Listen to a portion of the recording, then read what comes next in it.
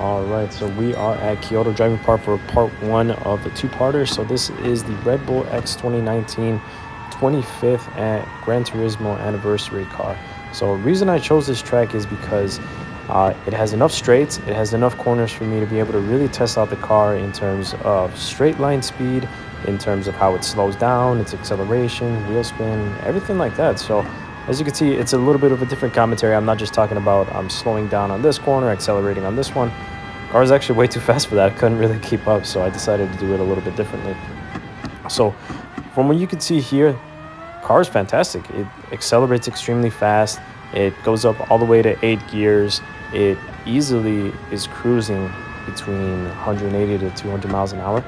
The one fault that it does have though, and this is only because of its insane speed, is actually slowing down. So what I noticed on this one is that during the slow sections of the track like this one, I had to go all the way down to second gear, and there was a lot of wheel spin with it. So, but its straight line speed is just insane. The one thing I would say is it is insanely fast. However, its only weak point is actually just the slow sections. It's got a little bit too much wheel spin, but still phenomenal car. I like it a lot. So we are back at Kyoto Driving Park with the SF19 Super Formula Honda. So reason I chose this car is because it was the closest thing that I could find to the Red Bull car. So in terms of spec, performance points on Gran Turismo 7, this was the closest thing I could find.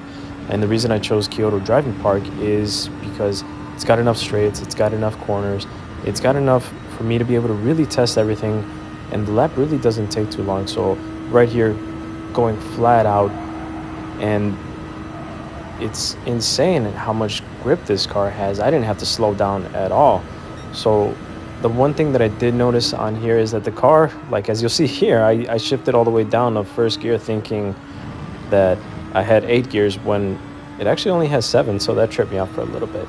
But the car is great. It's got insane straight line speed. The acceleration is phenomenal.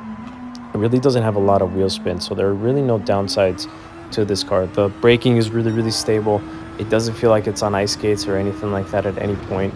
The grip is phenomenal. So this car, in the end, compared to the Red Bull, was actually a second faster. While it didn't have the top speed of the Red Bull car, which could reach 200 miles an hour, and this one was only topping out at about 170, 180, it was still a second faster. So that was the most surprising part.